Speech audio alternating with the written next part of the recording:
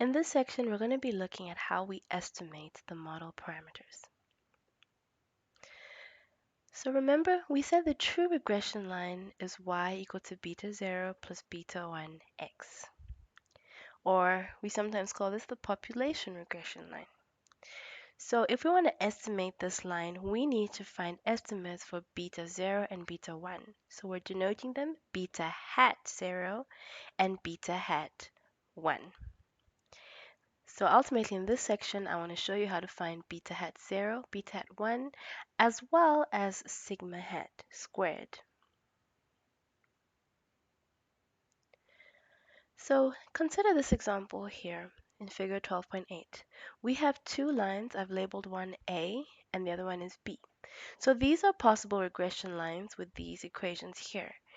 So there are only two examples, but there are an infinite number of possible lines that you could draw, and then you need to actually be able to pick one because not all the lines are appropriate. So here we can clearly see that B is appropriate. So if you choose whatever B0 and B1 values give you this slope, it definitely explains this relationship between X and Y better than this line here.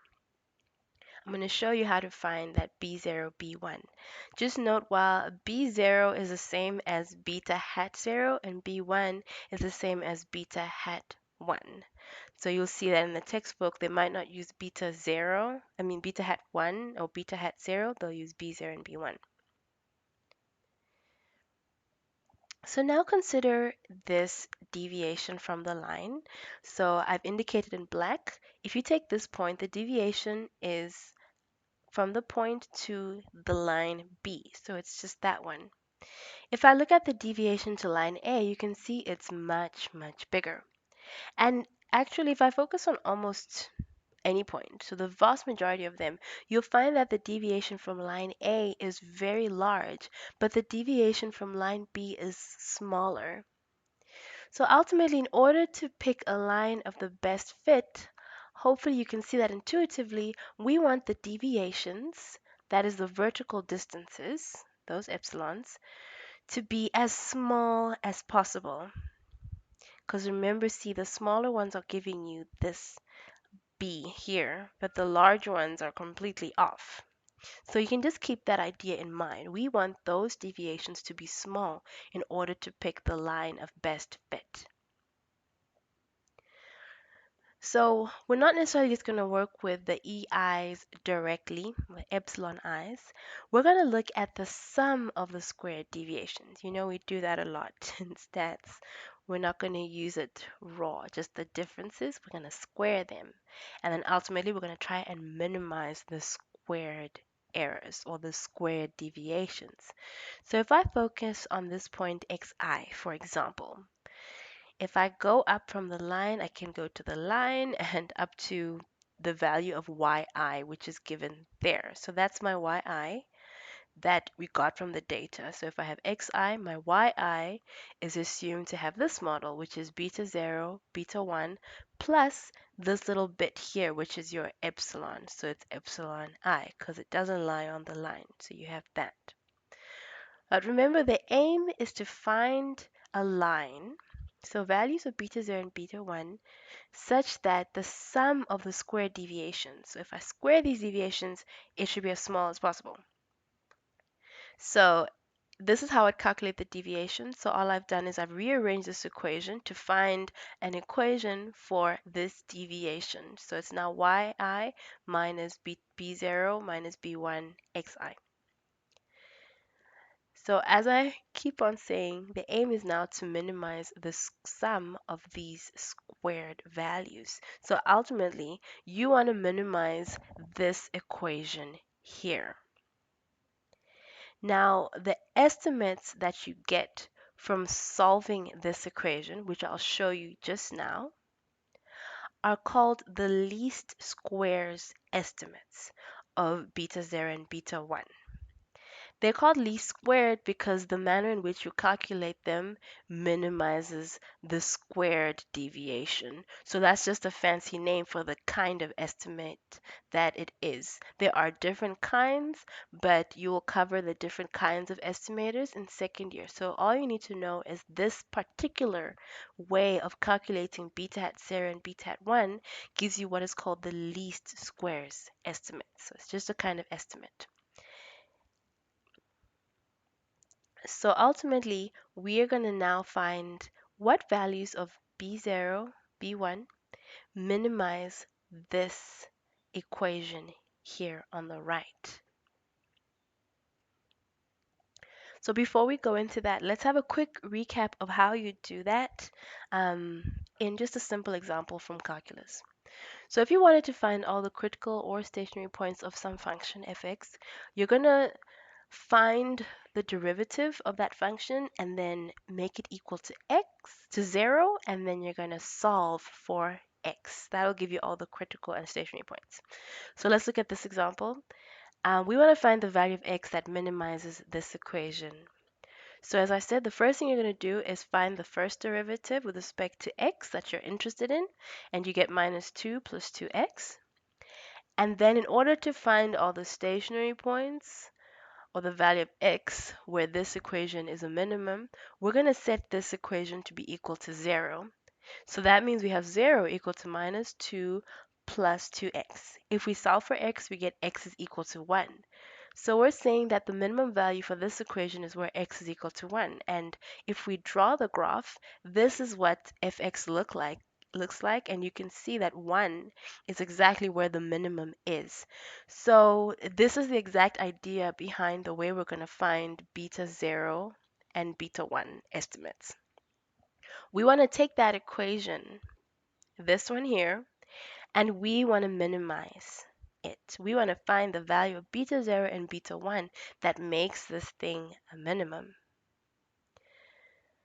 So the first thing we're going to do is going to find partial derivatives. So just like in the other example.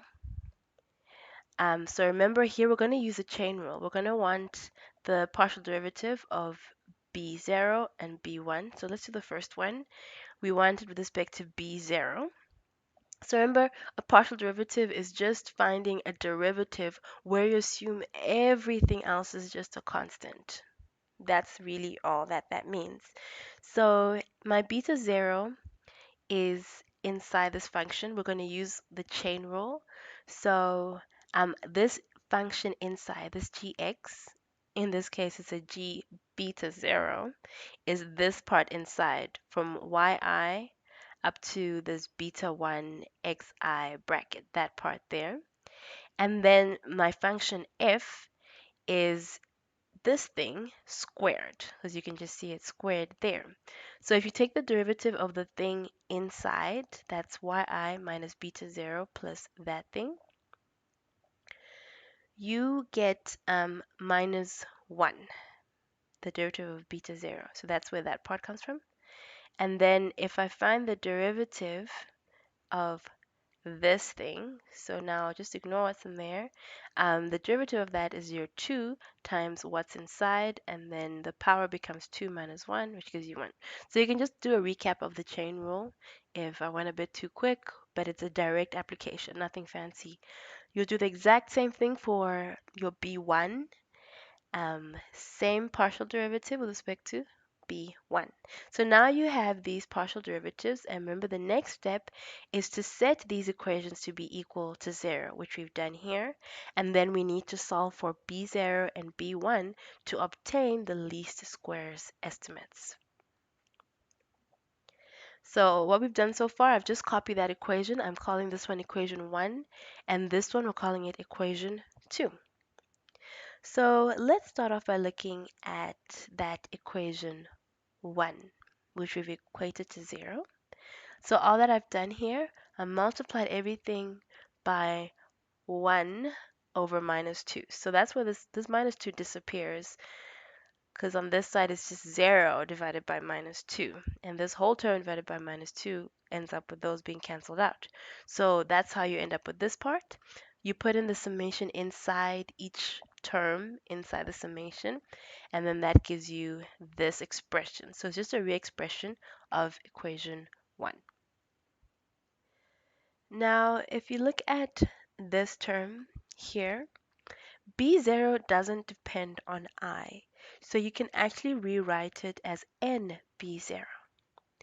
And then to get this equation, I'm going to move this term on its own, put it on one side on its own. So you end up with this is equal to this plus that, which gives you that equation. And we're going to call it equation 3. Now, if we look at equation 2 and do a similar thing, so remember minus 2, if you divide that on both sides, you lose that minus 2. Then you put the summation inside, and this is the equation that you get. And that leads us to equation 4 if you just rearrange things a little bit. So let's move to the next slide and then get to the end of this. So now that we have these new equations 3 and 4, we've just rearranged things a little bit. We're going to do a trick. We're going to take equation 3, that's that one here, and multiply throughout by the sum of xi over n. And this is what you get. So remember for b0, if you multiply by this term, the n's cancel out, so you end up with this thing here. And then similarly, the sum of xi over n, if you multiply that term, that thing becomes squared, and you still have the division by n. And this term here now has the sum of xi times the sum of the yi's all divided by n as well. So that's equation 5. Now the idea really is to just solve this pair of simultaneous equations so that you end up with some value or equation for B0 and B1. So we did this trick in order to just make it a lot simpler and do this trick where you can now subtract this equation, 5 from 4. So this term is exactly the same as this one. So if you do the subtraction of 4, equation 4 minus 5, then immediately use the B0 and you end up with an equation in B1. So it's just a shortcut, so you can actually do your calculation for simultaneous equations whichever way you like. Just remember you're looking for B0 and B1. It should work, but it will probably take you on quite a long, windy route, and you're likely to make mistakes. So this shortcut is a nice one. So if I take this equation, subtract it from that one, this minus that becomes 0. And then this thing, my beta 1 sum of the xi is that, minus that becomes this. And then now I go across the equality sign. So this thing is that minus this thing at the bottom, which is that. So what you have here is now an equation with B1 on the left only, and here you just have sample statistics. So if I give you values of x and y, you can calculate these things here. So let me just take those aside. Now I can factorize this term on the left. So I'd end up with b times this thing minus this thing. And then that's what ends up in the denominator. And this is how you'd estimate B1. So in other words, this equation here is your least squares estimate for beta 1. Now we know that you can actually rewrite the top as follows and the denominator as follows. And if you remember from chapter 1, you defined sxy to be this term here, which is exactly that, and sxx to be this term, which is exactly the denominator. So another way of writing your estimate for beta 1 is writing sxy over sxx. Now, if you want to find your beta 0, your beta 0 is this equation 3. That's what we're going to start off with, this equation 3. And what we're going to do is we're going to divide throughout by n. So that means beta 0 ends up being on its own. And then you end up with this beta 1, or b1 rather, times xi over n, which is just x bar. And this thing, the sum of the yi divided by n, which is just y bar. So if you look at it here, this is exactly what I have. You have y bar minus beta hat 1 x bar. So we're just going to take the beta hat 1 from here, and that's what goes in there. So these are your least squares estimates, and these are the formulas that are going to be given to you in a test and exam. So just make sure you know how to calculate this. So there's going to be an example a little bit later, but for now, this is the end of this proof, and you need to be able to do this proof. Okay, so don't forget to study this proof and just understand how it works. So this is your computational formula for beta hat 1. You need to make sure that you know that this is just the top and this is the denominator. And last I checked, this was not in the formula sheet. So you need to memorize the computational formulae. And then if you have these two, you can calculate an estimate for beta hat 1. And then if you want to find beta hat 0, remember it's just y bar minus whatever you get for beta hat 1 times x bar. And remember, since we have to use beta hat 1 in this calculation, make sure you take your beta hat 1 to many decimal places. Like if you can, just store the value that you get in your calculator so you don't even use a rounded off value, so that you make sure you get an accurate value for beta hat 0. And then a last note is, in practice, you need to always draw a scatter plot to check that the linear model is appropriate for your data. So even if your data does not actually follow a straight line, you will be able to find estimates for beta hat 0 and beta hat 1, but they're not going to be correct. So you need to just make sure that it is appropriate first before you even waste your time doing the calculations. So in your textbook, there's example 12.5. You can take your time and go through this. They just basically do use that computational formula to find beta hat 1 and beta hat 0. So they give you these values of x and y, and then they try to calculate the sum of the xi's, which is there, the sum of the yi's, and then in this column they square everything, which gives you the sum of the xi squared at the bottom. Here they find the product of x and y of each pair, and then that gives you the sum at the bottom here. And then this one, you're going to use it for something else later, but it's also calculated here. So you can just see how they do the calculations.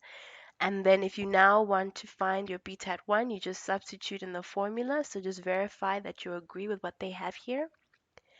And this is how you calculate your beta hat 0 as well. So also verify that you get that. So let us just have a look at the final regression line that they get from this example. So this is the estimated regression line. So it's the estimate for the population regression line. So from your data, we got the intercept to be minus 2.35, and the slope will be 0.00845x. So that's this line. So in other words, we have estimated that the expected change in y for a 1 unit increase in x is 0.00845. So you can have a look at this example in detail on your own, but that is a basic example of what you could be asked to do in a test or an exam. So just a few final remarks before I get to the last part of this video is, now that we have this estimate of the true regression line or the population regression line, we can actually start doing other things with it. So for example, one thing I could ask you is, once you have this line, you can use it to find an estimate of y given x. So if I give you an x value, you just plug it in there, and then that'll give you a value y hat of some sort.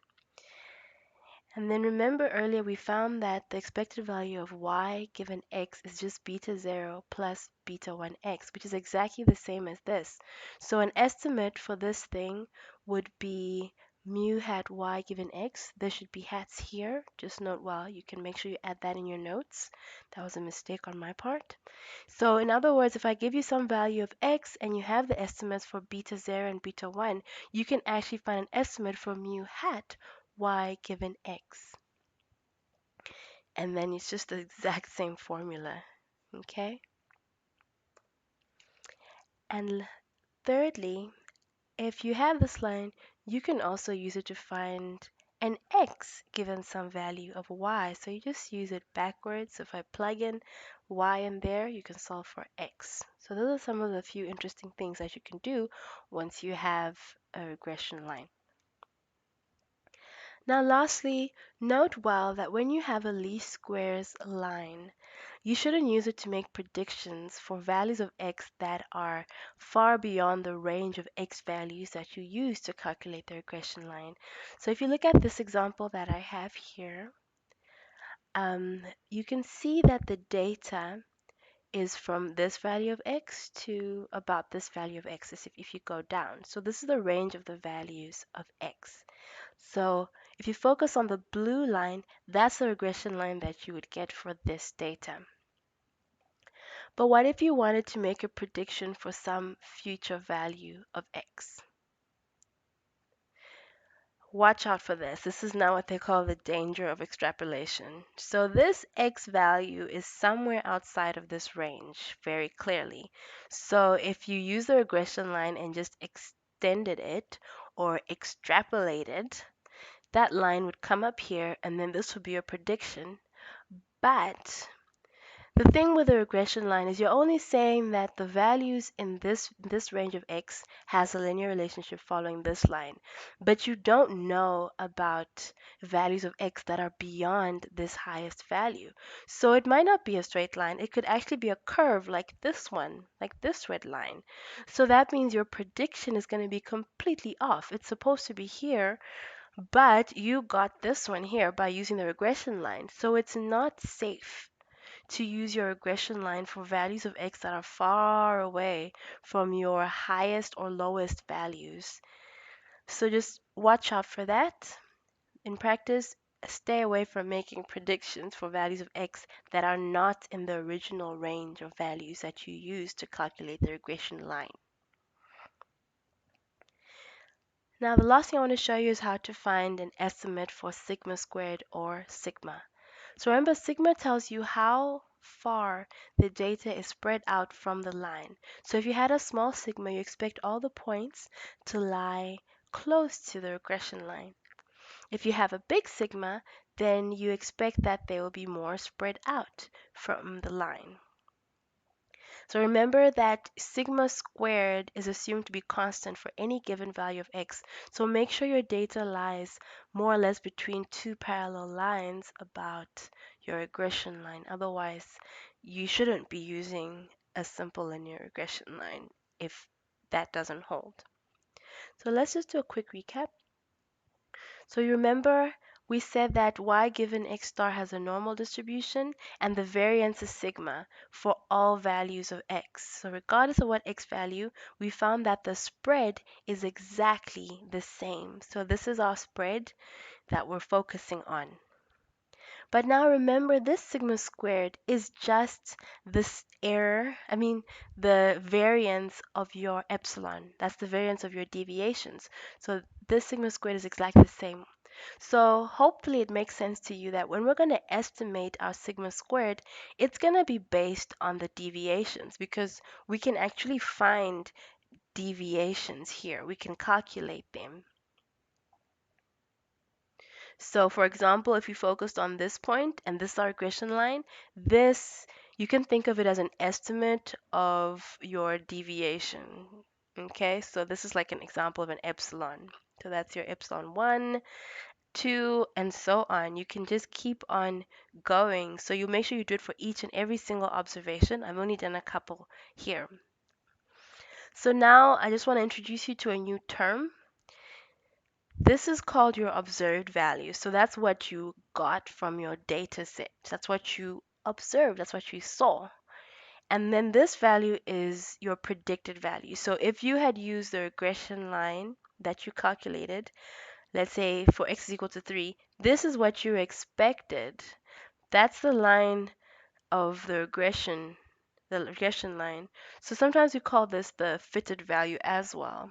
So this is what you'd get if you put x in the equation. But in reality, this x is equal to 3 is associated with this value. So you have this observed and your predicted value. This distance here now is given a name. It's called the residual. And your residuals are calculated by taking the observed value and subtracting the predicted value. So you can think of residuals as estimates for your epsilon, because remember, you don't really actually observe the epsilon, but you observe these residuals. So you can think of the residual as an estimate for these epsilons, okay, which is the population, like true deviation here. Okay, so now we're going to use these residuals to make an estimate for your sigma squared, because now we've got, think of it as a sample of deviations. So in your textbook on page 629, they give you this definition, and all that it's saying to you is to calculate a residual, you're going to take observed minus predicted. The observed value, we're going to call it yi, so that's what you saw, and the corresponding prediction from the regression line.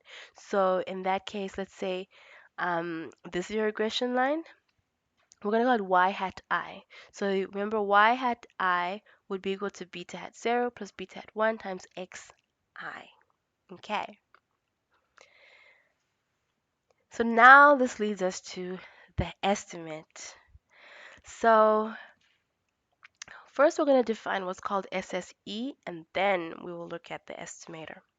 So SSE is also called the residual sum of squares. So that's taking the residuals, yi minus y hat I, and then you square them and you sum them. So that's why it's also called the residual sum of squares. But remember, y hat I is just beta hat 0 plus beta hat 1 xi. So this is another way of writing your SSE. So you can just bear that in mind. So now your least squares estimate for sigma squared is SSE divided by n minus 2. So in other words, this thing divided by n minus 2. The denominator in this case is n minus 2 because you can think of it as degrees of freedom. So remember, n would be if you're allowed complete freedom, but we don't have complete freedom in this equation because we've restricted that beta 0 and beta 1 must be estimated. So you lose 2 degrees of freedom. So that's one way of thinking about it in layman's terms. So remember how when you calculate your sample variance, it's n divided, you divide your sum of squares and by n minus 1. So the minus 1 comes from the fact that you estimate mu. You have to use an x bar. But this is the main point here, and this is just to help you remember why it's divided by n minus 2 and not anything else. Now for your computational formula, this is how you calculate your SSE. You need to take the sum of the yi's all squared and then all these other statistics, and this will give you SSE. You divide that by n minus 2 and that will give you your estimator. So you can have a look at examples 12.7 to 12.9, and they show in detail how you use this formula. So the main thing you need to know is just how do you use this formula. So this leads me to the end of the video. You just need to make sure you can do exercises 8 on page 624 and exercise 20 from parts A to C on page 638. These are in the textbook. And to submit your answers on ClickUp. Now, this part here is just the section in your study guide which indicates the learning outcomes for section 12.2. So as much as it might seem like a lot of details, the point was that you need to be able to find the least squares estimators. So you need to be able to do the derivation to find beta hat 1 and beta hat 0. And you also need to be able to do the calculations. So there are two ways of doing the calculations. One way is you use the computational formulas that we looked at already. And the second way is you can do it in your calculator. And I'm going to put up short videos on ClickUp. So just make sure you have a look so you can see if you're using a Sharp or if you're using a Casio, how you're going to do it. So it's really easy. So remember, if you use the calculator version if you have all the raw data, but you can't use this one if they give you summary statistics like the sum of the xi, sum of the xi squared. Then you have to use a computational formula. And then lastly, you just need to be able to estimate sigma squared or sigma, and you don't need to do any derivations or proofs. So, like I said, it seems like a lot, but this is the nutshell. This is the core of what we're trying to demonstrate here. It's in a lot of words to help you understand where everything is coming from. Otherwise, that's the end of this video. I will cover this last bullet point in the next lecture. All the best.